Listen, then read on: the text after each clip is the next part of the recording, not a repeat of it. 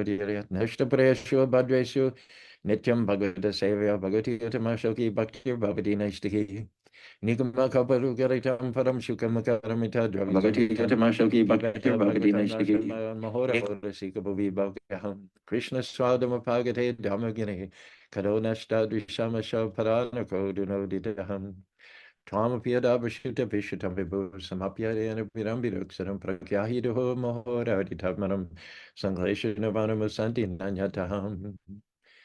Hey Krishna Karuna Sindhu Dinabandhu Jagatpate Gopesha Gopika Kantara the Kantanamostate Jayatam Sarito Pango Mama Mater Gati Matsavashaparam Bojaradana Madana Mohanam Seaman Rasarasaram Bibam Sibada Carson Veneration Ervagari Gopinata Sriyasinaham Dibyad Brindaranya Kalpadrumada Srimad Radnagara Shima Shanishto Sri Sridhar Shida Govindada Prestadavi He Sevamanashmarami Namo Brahmanya Devaya Go Brahmanya Taya Chajagati Taya Krishnaya Govindaya Namo Namaha Namo Brahmanya Devaya Go Brahmanya Taya Chajagati Taya Krishnaya Govindaya Namo Namaha Hey Krishna Karuri Sindhu Dinabandhu Jagatpate Gopisha Gopika Kanta Radha Kanta Namostute Jayatam Surito Pango Mater Gati Matsavasham Paramboja Radha Namadana Mohanam Sriman Rasa Rambi Vamsi Bada Karsan Benashanurpaka Gopinata Sriyasaraham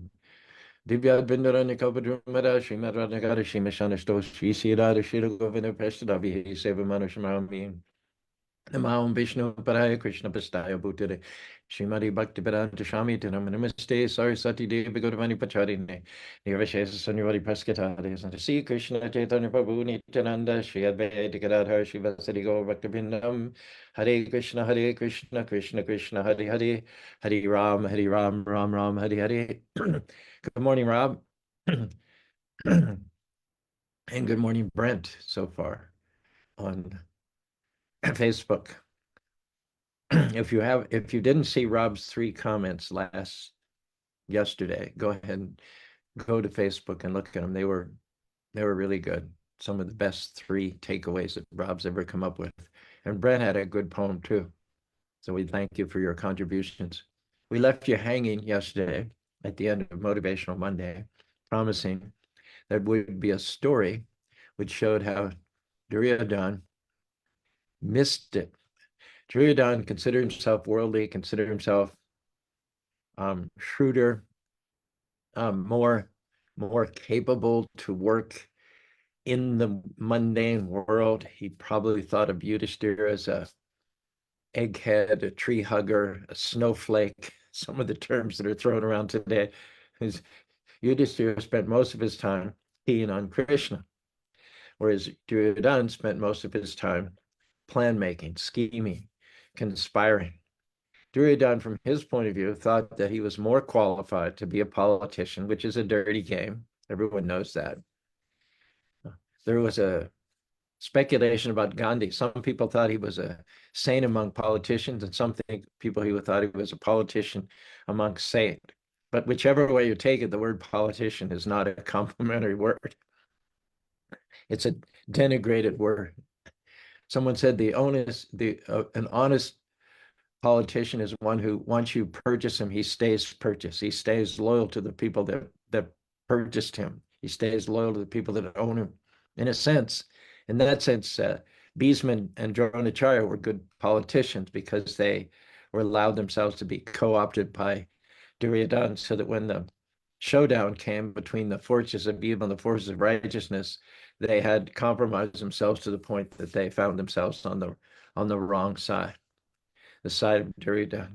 Why is Duryodhana's side the wrong side? Because he's relying on material assets, material intellect, material allies, material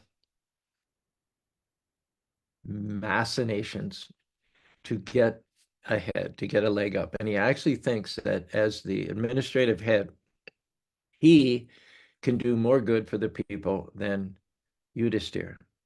He thought Yudhishthira doesn't have the savvy to get things done, to maneuver and to manipulate in the political arena. But Duryodhana made a fatal miscalculation, a fatal omission. You've heard it a million times over, and it's always appropriate. Watering the root of the tree as opposed to watering the fruits, branches, leaves, and flowers. Duryodhane was expert in knowing the branches of the material world. He was expert in knowing the branches of diplomacy, the branches of municipal planning, the branches of zoning, the branches of supplying water and power, the branches of taxing, the branches of flattery. He was well versed in all of these different branches of the material tree. And he thought that he was more capable than Yudhishthira of watering the individual fruits, flowers, and twigs of the tree. And we'll give him that. We'll give him that. Yudhishthira was more on top of the minutia of management than Yudhishthira was. Yudhishthira was more on the Krishna side. The problem with Duryodhane's thought process is he's not watering the root of the tree. He's overlooking, minimizing. No, let's not leave it at that. Duryodhane was an outright offender at the lotus feet of Lord Sri Krishna, who is the root of creation, the absolute truth, the source of everything, the cause of all causes. Now, it doesn't matter how expert you are at watering the fruits, leaves, twigs, and flowers of a tree. If you omit the root of the tree, you're doomed. It is a fatal mistake. Prabhupada said at one point, worshiping Krishna, putting Krishna in the center of things, acknowledging Krishna, and obviously not offending, not going out of your way to offend Krishna, like Duryodhana said, is the sine qua non of success in this world. There's nothing wrong with having the skills that Duryodhana had. I mean, if you want to nourish the flowers and roots and twigs of the tree, that after all is the end goal. The problem is you can't go directly to the flowers and twigs, fruits, and flowers. And let's say you water each one of them with an eyedropper.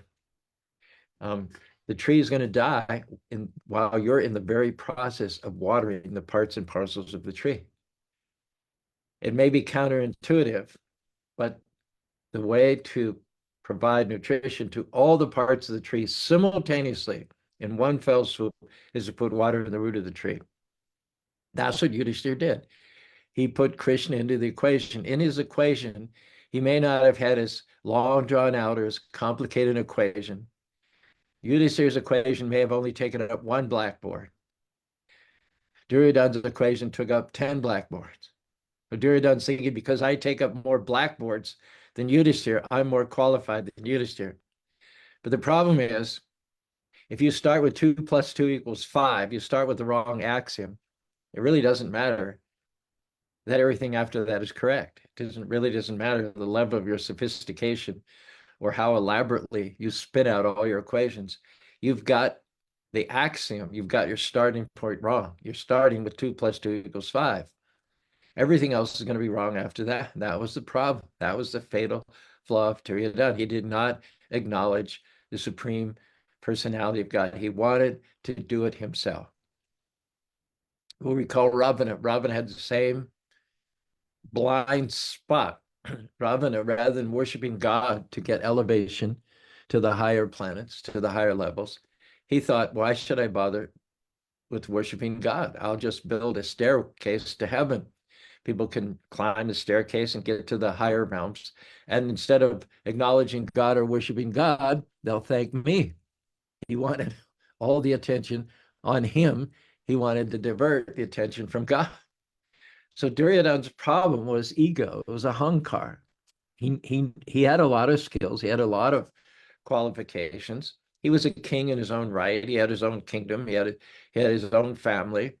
He had his own responsibilities. The problem was that Duryodhana wanted himself to be first place. He wanted him to be foremost in the minds of all of his subjects and all of the citizens. He wanted basically them to worship him as a proxy, supreme personality of Godhead. Unfortunately, the word God means one. There's no competitors. God is only one, and he is not positioned as the supreme through votes. He is God. He's always God, whether he's voted in, whether he gets the majority of votes or not, he's still always God. No democratic process or no system of vote is going to change the fact that Krishna is God. Duryodhana wanted votes. Um, he campaigned for votes. He greased palms with votes. He conspired in order to get more power and more votes. He co-opted for great warriors like Bhishma and Dronacharya in order to get their votes, their support. And when it came down to it, Duryodhana's strategy was successful. When his army faced the Kaurava army on the battlefield of Kurukshetra, Kurukshetra is still there today. It's about 100 kilometers north of Delhi. There's a wonderful sculpture there of Krishna speaking to Arjuna on the chariot, guiding Arjuna through his rough spot. And one of the problems was that the Pandavas were outnumbered and outmanned. From a material point of view, from Duryodhana's point of view, he could not lose. He had more soldiers. He had Bhisma, he had Dronacharya, he had Karna, he had Ashwatthama, each one of which could kill up to 10,000 soldiers in a single day. Whereas the Pandavas had Bhima, who on a bad day could be beaten by Duryodhana alone, and they had Arjuna. Arjuna really was the only real champion of the Pandavas who could act on the same level as Bhisma, Dronacharya. But even then, they were his teachers. Whatever he'd learned from them. And so there wasn't any way that Arjuna could surprise or get the advantage over his teachers because they knew everything that he knew. They taught him everything that he'd learned. And so they could anticipate any one of his movements. So I'm mentioning all this because as we look at the scene in the battlefield of Kurukshetra, it appears at first glance that Duryodhana has been successful. He has been down on the ground. He's rolled up his sleeves. He's got his hands dirty. He's played politics. He's pulled rabbits out of the hat. He's done dirty tricks. The result of which is he's been in power for 13 years, consolidating his power, eating the best food, bribing the best generals and the best warriors, co-opting them so that when the showdown comes, they would fight for him. He has the best gym, the best workout studio, the best tutors, the best weapons. He has the most money in his treasury. He's been, he's been in power for 13 years. So people have been accustomed to thinking of him as the monarch and unaccustomed to thinking of the Pandavas as a monarch. For the Pandavas to come out of the forest and take over the kingdom would be somewhat of a revolution in the minds of people in general. On the other hand, the Pandavas have been in the forest. They haven't been eating the best food. They don't have the best gym to work out. They don't have their own gourmet cooks. They don't live in a beautiful environment. They're sleeping on the ground, um, having to lose sleep because in the dark forest there are cannibals and rakshasas that you have to guard against. And when they stumbled out of the forest, disoriented and weakened after 13 years, they were only able to gather a few allies. A few people have been faithful to him during all that time. 13 years is a long time, no matter how faithful people had been to the Pandavas.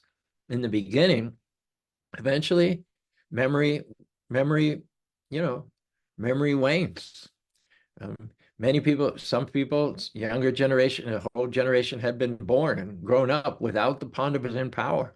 All this gravitated against the Pandavas and towards Duryodhana.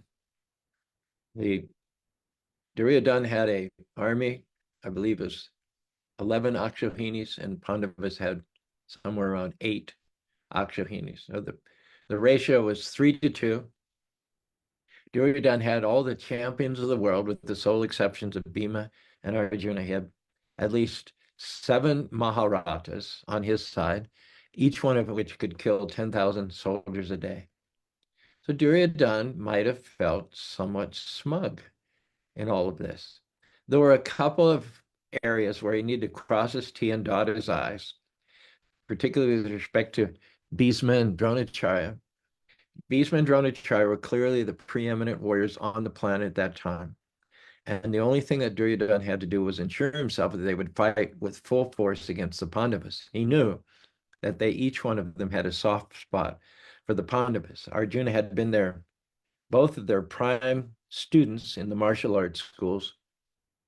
Arjuna was their pride and joy. He was the most accomplished of all the warriors, the whole generation of warriors that Bhishma and Dronacharya had raised up.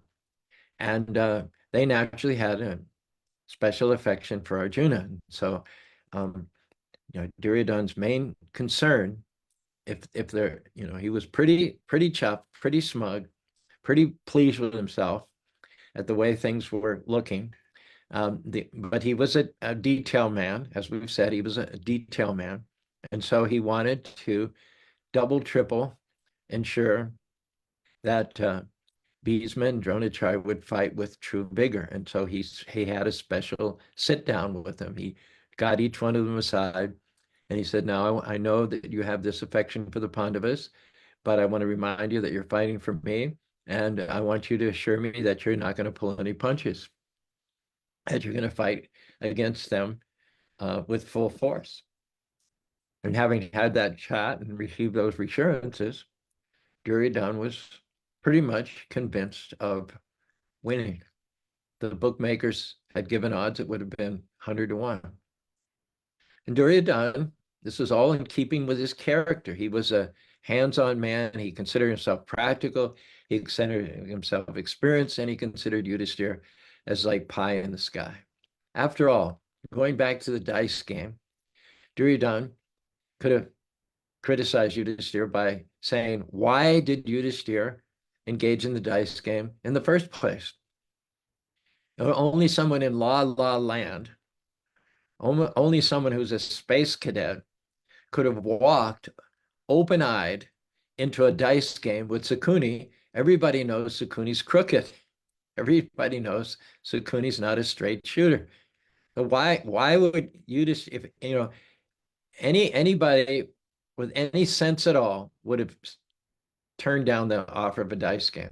For the very fact that Yudhishthira walked into that dice game knowing he'd be cheated with eyes wide open says to me, Duryodhana is speaking to himself, that Yudhishthira is not the guy you need on the throne to rule the kingdom. He's just not there. He's not here. And now he's too much pie in the sky. Hare Krishna, Hare Rama, yada, yada, yada, yada. He had no idea that Yudhishthira considered everything to be the arrangement of the Lord. Yudhishthira considered that when he was challenged to a dice game that he had no way of winning, he considered that this is Krishna's way of saying to me and my brothers, we're not quite ready. He wants to put us through a few more trials by fire, undergoing which we'll become better versions of ourselves, better men and women of faith, better rulers, more just, more righteous, more mature. When he was challenged to a game of dice, he did not first and foremost think of his own well-being. That's the Duryodhana mentality. Duryodhana mentality says, what's in it for me? What's the most that I can get right now? And the fact that Yudhishthira walked right into the trap, as gullible as was, that said to Duryodhana, gift of God. The fact that Yudhishthira was naive enough to engage in a dice game with the cheater Sakuni, Duryodhana took that as God's blessing on his life. Duryodhana took that as a gift from God. He took that as a sign that God wants me to be the ruler. But Yudhishthira took the invitation to the crooked game of dice, knowing that he would lose everything, as the mercy of Krishna. Tatenu kampam shushamina mano bhanjani. Yudhishthira was not attached to name and fame and and worship and influence and power. All he wanted to do was prioritize pleasing Krishna. That's all. He was not running self-interest calculations all the time. These are friends because they can promote my sense gratification. These are enemies because they will inhibit my sense gratification.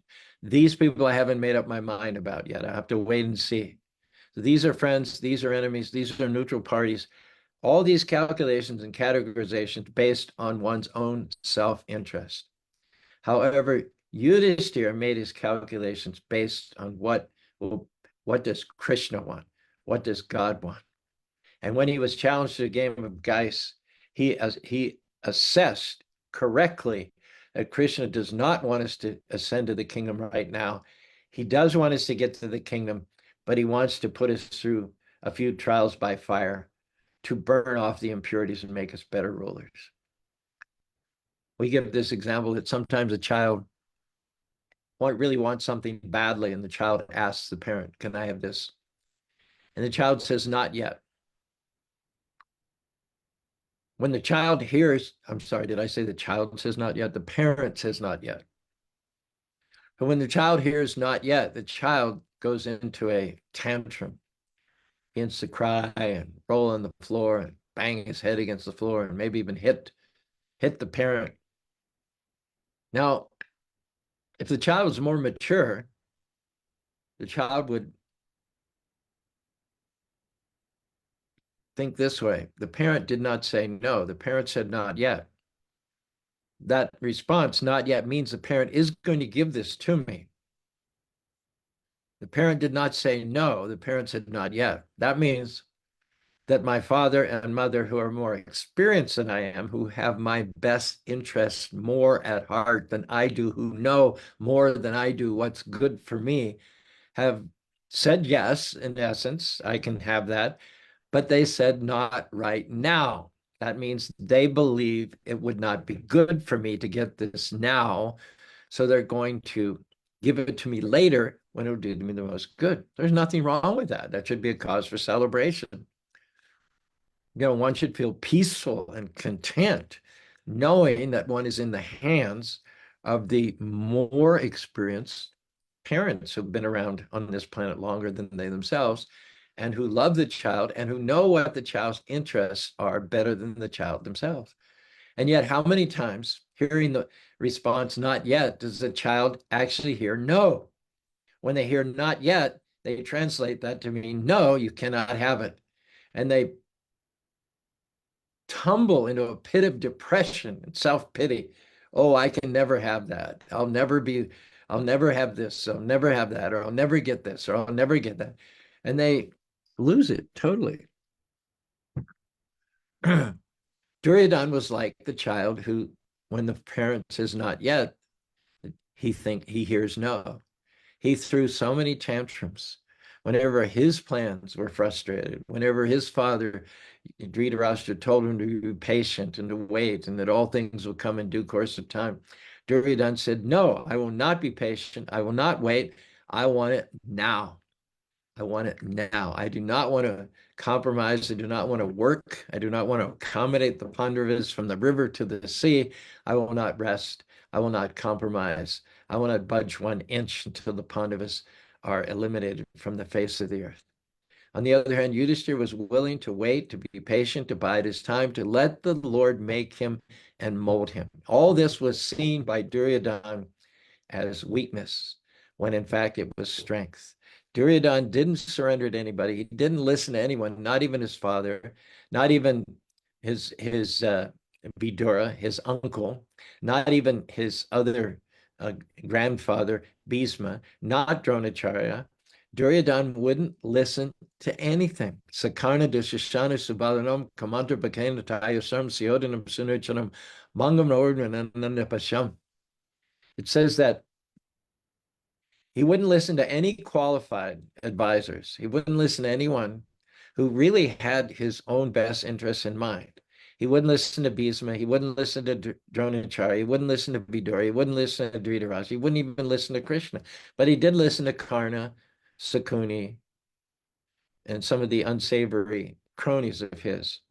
The result of which is that he enjoyed the kingdom for a short period of time, but in the end, the Pandavas came back, and with the help of Krishna, Duryodhana and all of his army was defeated, put to rout, killed, and Duryodhana himself lay with his thighs broken in the dust, being surrounded by jackals. So this all came about due to the fact that Duryodhana would not listen to any of his superiors who were more versed in wisdom, who had his best interests in mind. He listened to the wrong people, the sycophants, the ones who, rather than give him good advice, flattered him. They never said anything contrary to what Duryodhana wanted. They always echoed what Duryodhana wanted. That means Duryodhana did not have any good advisors in his life. He just surrounded himself by yes men, by sycophants. Those who are actually wise are humble enough to have people around them who will speak their mind freely. And sometimes they may contradict the opinion of their leader, and the leader does well to consider his motives, to consider the factors that led him to make a certain decision, and then to reconsider based on the advice of those who are older, more experienced, and wiser than him. Duryodhana ignored this basic principle of wisdom, the basic principles of humility, the result of which he lay in the ground, on the ground in the dust with his thighs broken, surrounded by jackals and vultures. And it said Krishna was not happy to see Duryodhana reduced to such a situation. After all, Duryodhana is also son of God. God loved Duryodhana just like he loves Yudhisthira. But because of Duryodhana's recalcitrance, because of his unwillingness to follow the program, the Lord had to treat Duryodhana more harshly than he did Yudhisthira, as well as Arjuna. Going back to the beginning, the Pandavas are outnumbered, outmanned. It seemed in the beginning Duryodhana was brimming with constant confidence, sure of himself. And yet throughout the 18 days of the war, it was the Pandavas that got more happy, more satisfied, saw more the hand of Krishna in their lives. Krishna loved the bad guys just as much as he loved the good guys. But because the good guys depend on Krishna and the bad guys depend upon their own so-called skills, the trajectory of the war, the 18 days war, was that Duryodhana got more and more depressed. Something that Duryodhana thought could be easily accomplished was not easily accomplished. It got harder and harder. He saw more and more of his friends die every single day, and more of his army whittled down to a fraction of what it had been. And eventually, it didn't take too many days of the war to realize on Duryodhana's part that he wasn't going to win after all, he was going to lose. So what should have been easy for Duryodhana became difficult. What should have been not so much a struggle became a struggle. And what should have been a struggle for Yudhisthira and Arjuna to overcome an army almost twice as big as them with greater champions, they achieved that with the help of Krishna relatively easily. What should have been a struggle for the Pandavas was not a struggle with Krishna on their side, and what shouldn't have been a struggle for Duryodhana was a struggle because he didn't have Krishna on his side. So this brings us to the story. Would you agree that I've given you an adequate prelude to telling the story that I promised about? Now you know why in the last 5 minutes of yesterday's session I didn't go into this story, because we would have been there for another hour. Okay. So the story, the dramatization, what I'm talking about, actually the example, the prime example of Duryodhana ignoring Krishna, leaving Krishna out of his calculations. And at one and the same time, the story is a prime example of Arjuna, who is the representative of Duryodhana, prioritizing Krishna, illustrating it doesn't matter that whether you have all the specific skills that you need for ruling and administration and management and so on and so forth. It doesn't matter that you have an MBA or not, because Krishna knows everything. Krishna has an MBA.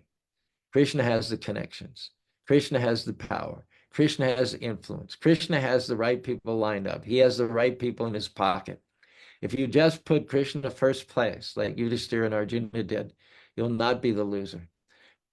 Yoga Shema Vahamiham. Krishna promises that he will keep your skills intact, and over and above that, he will carry what you lack. In addition to preserving what he has, in addition to valuing and cherishing and sharpening the skills that he already embedded you with, what you don't have, Krishna will take up the slack.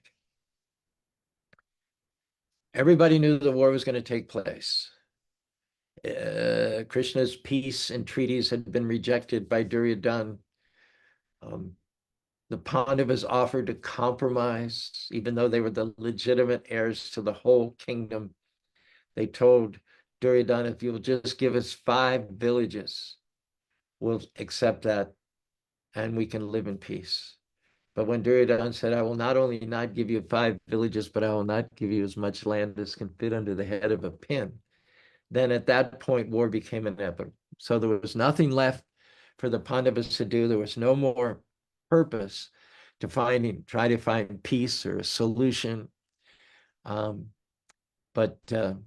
it was time then to gather their armies together. Duryodhane was sleeping. How did this? No, Krishna. So both Duryodhane and Arjuna went to Dwarka to ask Krishna to help them in the coming war. The story goes that Krishna was sleeping in Dwarka and that Duryodhane was the first one to arrive. Now, devotees position themselves at the feet of Krishna. Krishna is the Lord of everything. It's only by Krishna's grace that we get power and influence. It's only by Krishna's favorable glance that we achieve the fulfillment of our dreams. So devotees feel that the position of power is to be at the feet of Krishna. Duryodhane felt exactly the opposite. He said, I'm not going to sit at anybody's feet. I'm not going to bow down to anyone, including and especially Krishna. These others, they can rama, bow down and present themselves as weaklings, spineless, by prioritizing Krishna. But I don't bow down to anyone. So typically Duryodhane, who arrived first, and he had the golden opportunity to position himself at Krishna's lotus feet, to take the dust of Krishna's feet on his head. And he was too proud to do that. He went and he sat right by the head of Krishna. Arjuna arrived a little bit later, and he was delighted to see that there was a vacancy at Krishna's lotus feet. Lord Brahma, the creator of the universe, he says, if I had a chance to switch from being Lord Brahma to being a blade of grass at Krishna's lotus feet, I would do it immediately. Lord Brahma knows this essential truth, the same truth that Arjuna knows, that all devotees know. The position at the feet of Krishna is not a position of weakness, it's a position of power. Normally, if you surrender to somebody, you make yourself vulnerable to somebody in this material world, they will cheat you. They will take that as a sign of weakness. They will even justify their cheating you by saying he shouldn't have opened himself up to me. He shouldn't have been that naive. And they will take that might is right. The surrender is not usually a wise thing to do, especially in regard to one's peers. But when it comes to the Almighty Supreme Personality of Godhead, the very best strategy is to surrender. That is how you will avail yourself of the strength of the Almighty Lord, creator of millions and millions of universes. Simple example, if you walk on your own 2 feet, you can cover maybe 4 miles an hour. But if you board an airplane with, turbine engines that can travel 800 miles an hour, you'll travel in that same hour, you'll go 800 miles. And if you walk on your feet, you have to stay upright. You have to go through brambles and thorns and sometimes up and down, and sometimes you'll wade through water. It's troublesome. You expend a lot of energy, and you only make 4 miles in an hour on your own, if you're lucky. If you're on an airplane, you make 800 miles in an hour and you're sitting down drinking my beverage of choice is ginger ale and pretzels. I'll have to admit, ginger ale and pretzels. If they serve it, most airlines don't even bother to serve snacks anymore. But if they serve snacks, you're sitting down eating ginger ale and pretzels, and you're covering 800 miles in an hour. This is surrender. You've surrendered to Delta Airlines. You've surrendered to seat 3C in the 25C in the aisle. You've surrendered to that tube with wings and flaps and landing gear and pilots, qualified pilots. And because you've surrendered, you can go this weekend. Incidentally, going to Toronto. Toronto has an amazing 2-day Rath Yatra. They go on a parade the first day through the city of Toronto, and then the procession goes out to what they call Center Island, which is a beautiful island, green trees, um, green grass, and beautiful trees, various amenities. Then for 2 days, they have a festival in Center Island. And I'm going to be the MC, and they're also giving me 15 minutes to perform my rap songs. So what would it take if I were to go walking from here to Toronto? How long would it take? Take months. I don't know how many miles it is. It must be at least well over 2,000 miles. If I were to walk 50 miles a day, it would still take me 40 days. 40 days to get to Toronto, whereas I'm going to be there in 3 hours. I have a friend, Mark Bax. He buys, he runs fundraising events for schools in San Diego. He lives in San Diego, and he orders colors from me since a few years now. He's a very outgoing guy. I love talking to him on the phone. He calls me up and he says, "Drew, I need eight boxes of colors. I need 800 packets of colors, and I need it here by Thursday." So he likes it that I get everything out the same day. He likes our colors. He likes the packaging. Anyway, he decides he's going to run across America. He just finished 2 days ago. I'm his Facebook friend. I forget how long it took. It took a long time, 3,000 miles. He's very fit, very lean guy, tough as nails. He's doing 50 miles a day, 3,000 miles. Took him, what is that, 60 days? Probably more than that. 1,000 miles, 50 miles. It take him 20, yeah, 60 days, I guess, 2 months. But I'm just going to get on an airplane to go to Toronto, and I'll be there in 2 or 3 hours. And then the following weekend, there's another festival 1,500 miles away in Thunder Bay. Dr. Prashant Jani is a doctor in a small town in Ontario, right on Lake Superior there. And he does an amazing job of putting on back-to-back festivals. First day, Saturday, July 20th, he's going to have the Rath Yatra, and then on the 21st, he has a Festival of Colors. So I'll also go to there by flying one of the Canadian airlines. Surrendering is to the Supreme Lord is not weakness. It is the ultimate strength. Well, let's finish our story here, make our point, and finish and conclude. Duryodhane, the proud, arrogant Duryodhane, has chosen to sit at the head of Krishna, and Arjuna is equally happy to see that vacancy at Krishna's feet. Arjuna positions himself at Krishna's feet.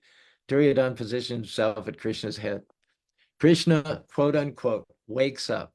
His eyes fall on Arjuna, first and foremost. Arjuna is replenished, refreshed, invigorated, enlivened, empowered by the glance of Krishna. Krishna looks at Arjuna at his feet, and he is the Lord, and we are the servants. So Krishna wakes up to a new day, and he sees Arjuna's feet, and everything's perfect. It's like Arjuna gets it. So his gaze falls on Arjuna first, and then he notices Duryodhane sitting presumptuously up by his head, and he knows right away that they both come to enlist his aid in the coming war. So right away, he tells him, these are your choices. On the one hand, one of you can choose an Akshuhini of my soldiers, the Yaduvas. These are powerful warriors. They're very experienced. They have all kinds of weapons. Every one of them is at least 250 pounds. They're all battle-tested veterans. Everyone has been in at least 50 wars. They've never been conquered. They're mountain men. They're rough and tough. They can sleep on the ground. They can run 50 miles a day in the hot sun. So on the one hand, one of you can choose one Akshauhini, one division of my soldiers, and the other one can choose me as a non-combatant. On the one hand, there is myself. I'll do what I can have, whatever I can do by way of support as an individual solo, but I will not fight. And on the other hand, you can have the other choice is a division, 215,000 of some of the best fighting men on the planet. And Krishna says, because Duryodhane came in first, he gets first choice. So Duryodhane immediately, he doesn't even think about choosing Krishna. He's a materialist. He thinks only in terms of material advantages, thinks only in terms of the natural. He doesn't consider that God is a supernatural God. So immediately, he can't speak up fast enough. There's no doubt in his mind. There isn't a moment of equivocation. He says, I'll take your armies. Krishna says, done. And Arjuna and Duryodhana says, yes, that clinches it. I cannot lose. Now, Arjuna was equally happy to have Krishna as a non-combatant. Krishna agreed to drive the chariot for Arjuna. So even though in the natural, Duryodhana had everything he needed to win the war, he had superior manpower, he had superior warriors. He had everything. He'd been consolidating his forces for 13 years. He represented the status quo. There were generations of citizens of Hastinapur that had never known the Pandavas as rulers. Everything gravitated towards Duryodhana. He was sure of victory, and yet, because of his blindness, because of his material attachments, his material pattern of thinking, he had no clue. As soon as Arjuna was able to attach Krishna to his side, Arjuna had the same confidence as Duryodhana, that even as a non-combatant, we are going to win the fight. Even being outnumbered and outmanned, even being weakened by 13 years of the forest. You put Krishna on one side of the scales, you put the whole universe, all the power, all the influence, all the weapons, all the skill. You put everything on the other side of the scale, and Krishna will still come out heavier. He'll still come out weighing, giving the advantage to the side of Krishna. So Duryodhana, in overlooking Krishna, exercised his fatal flaw. He forgot what Krishna's presence on the other side significant, that the hand of God, the favor of God was on the side of the Pandavas. Why? They may not have been as educated. They may not have been as well connected. They may not have been as shrewd or as clever as Duryodhana. They may have been simple. Even Duryodhana would have called them simple-minded, but they had one advantage that outweighed and eclipsed any other so-called disadvantage. That means they were devoted. They saw themselves, they pictured themselves. Their meditation was as dust at the lotus feet of Krishna. And all they wanted to do was water the root of the tree. Both sides, Duryodhana and Yudhishthira, wanted the tree to be nourished. They wanted to rule the society in, according to each one of their estimations, the best way possible. They wanted to benefit the citizens to the maximum effect. The problem was that Duryodhana did all of this for his own name, fame, and recognition. Duryodhana was not willing to water the root of the tree. He was not willing to worship God. He wanted to take all the credit, whereas the Pandavas were willing to water the root of the tree.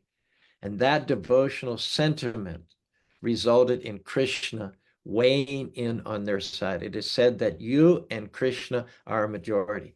Even if the whole world be against you, if Krishna be for you, then the other side is doomed. Even if your plan, quote unquote, is not as good as Duryodhane's, even if your education is not up to the standard of Duryodhane's, even if your army or your forces or your instruments or your influence is not a wit of Duryodhane's, nevertheless, your strategy of watering the root of the tree will bring you to victory in the end.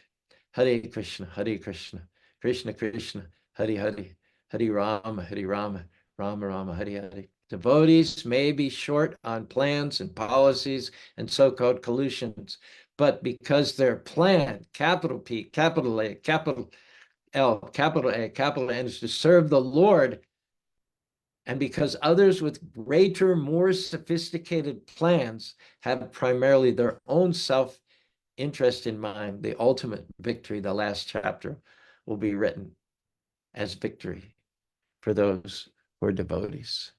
Hare Krishna, Hare Krishna, Krishna Krishna, Hare Hare, Hare Rama, Hare Rama, Rama Rama, Hare Hare. See what Bhai Bobby has to say. I can already tell it's contentious. Oh yeah, no, it's not. Wait a minute. Let's go. Let's go to the top here. Britta, thank you very much for your subscription, Britta. I'd like to give you a set of Bhagavatams as a token of our appreciation for your having subscribed as a Nitya Seva member. Next time we see, I'll gift a set of Srimad Bhagavatams to you and Adrian and Alexander. Now Marita Das jumped on. Brent, Duryodhane was good at watering branches and leaves, just like all other politicians and thieves. Yudhisthira knew to water the root instead of working for material fruit. Once again, from Brent. Duryodhane was good at watering branches and leaves, just like all the other politicians and thieves. Yudhisthira knew to water the root instead of working for material fruit. That's very good. I love the rhymes in there. Vaibhavi says, look at that picture of Kusham Sarovar. Might have to come back and add all those outbuildings. Vaibhavi is now planning to add more buildings to our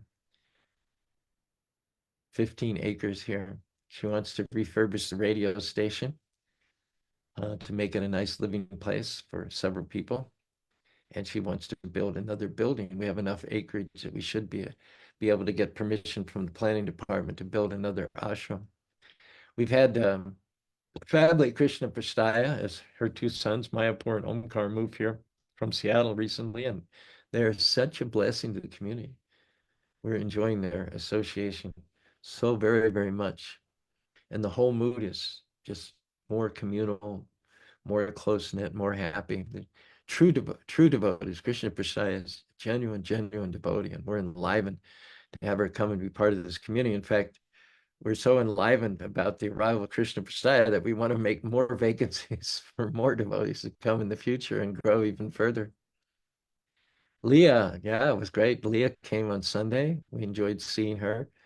She's so pumped up, so full of energy. And she also has some verse for us here today. I noticed the rhyme. Yudhisthira steers clear of fear, sheds no tears, and holds Krishna near and dear. Wow. That's short, but it packs a punch. Yudhisthira steers clear of fear, sheds no tears, and holds Krishna near and dear. We have another poet, aside from Carmen and Natasha, as well as Rob and Brent. We have Leah. This is a breeding ground for poets this Monday, Wednesday, and Friday. I'm so delighted. Here's another one from Brent. It's not a threat when a parent says not yet. It means you'll acquire what you desire after you obtain something higher. It's not a threat when a parent says not yet. It means you'll acquire what you desire after you obtain something higher. You're hearing all this, Rob, right? I know you're not on Facebook, but you're hearing what I'm reading, right? Yes, Prabhuji. Great. Hold that thought. We're coming to you in a moment. Just let me scroll through these other comments. Pragna from Texas gives us a hearty bowl. Another little verse from Leah. Wow. And I see that there's another one behind that. Great example of how surrender takes you further than you could alone. Great example of how surrender takes you further. Well, not, maybe that's just a statement. Here's another. All the armies on earth cannot surpass Krishna's love and mirth. That rhymes. Yeah, that's sweet. That's sweet. Now, Vaibhavi says, thought because Arjuna was first seen, he got first choice. He chose Krishna, and Duryodhone was therefore happy he got second choice, but waste he wanted. I don't know what that means. No, as far as I understand the story, Duryodhana, having arrived first, got first choice, and he took the armies. And Arjuna was happy that Duryodhana overlooked Krishna. That's how I understand the story. Oh my gosh. Oh my gosh. Here's another poem by Brent. Whew. Take the vacancy at Krishna's lotus feet. Don't try to compete for the head of the bed. Even this is so good. My gosh. Take the vacancy at Krishna's lotus feet. Don't try to compete for the head of the bed, even if the position comes with armies instead. Better to let Krishna drive you and guide you than to have armies accrue material kingdoms for you. That's really good. And we have Scott Anderson, our good friend, photographer and videographer, chronicler of Color Fest for many years running. He says here, I find it interesting the choice between bigger purpose and shorter term material gain, much like the two going into battle. While higher powers are ever present, we have to make the choice to accept. Yeah, it always comes down to that, isn't it? Me versus God, or short-term gain versus long-term gain. Yudhishthira was willing to engage in the dice game and go into the forest for 13 years because he could see the plan of the Lord. Sometimes the Lord doesn't gratify our desires right away, but he wants to take the time. Culture means time. You cannot have culture without the passage of time. Nobody got instant culture. Nobody, it's not like a drink or a shot. Culture is only the result of the elapse of time, during which time God brings you up higher, he makes you, he molds you. Culture is not instant gratification. That's the problem. Our whole society is uncultured and uncouth because we want and are used to having everything immediately on demand. Let's finish up with Rob here. You've got some good company here. We've got like three poets on the same forum. Rod is the first poet, the poet laureate. What do you have today, Rob? Hare Krishna, Prabhuji. There's some really good stuff in those poems. And we expect the same from you. Well, we'll see what I got. I'll let y'all be the judge of that. Watering the leaf is only temporary relief. When you water the root, you water all the branches, leaves, and fruit. Yeah, nice. Being good at the material doesn't translate to good at the spiritual. That's one of our main points. Trial by fire helps us grow higher. Yes. Mm-hmm. When Krishna says not yet, don't worry and fret. You can bet there are greater blessings you will get. Beautiful, beautiful.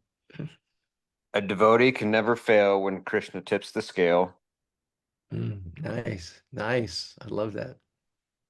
Achieve victory by watering the root of the tree. Wow. Everybody's so prolific this morning. Must be the stars or something, or the atmosphere. You had, how many was that? Five?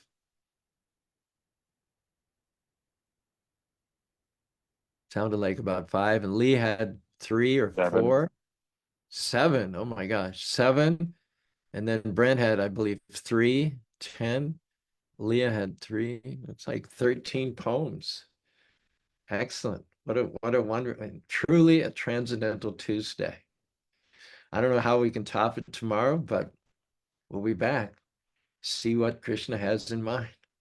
Have a great day. Hare Krishna, Hare Krishna, Krishna Krishna, Hare Hare, Hare Rama, Rama Rama, Hare Hare.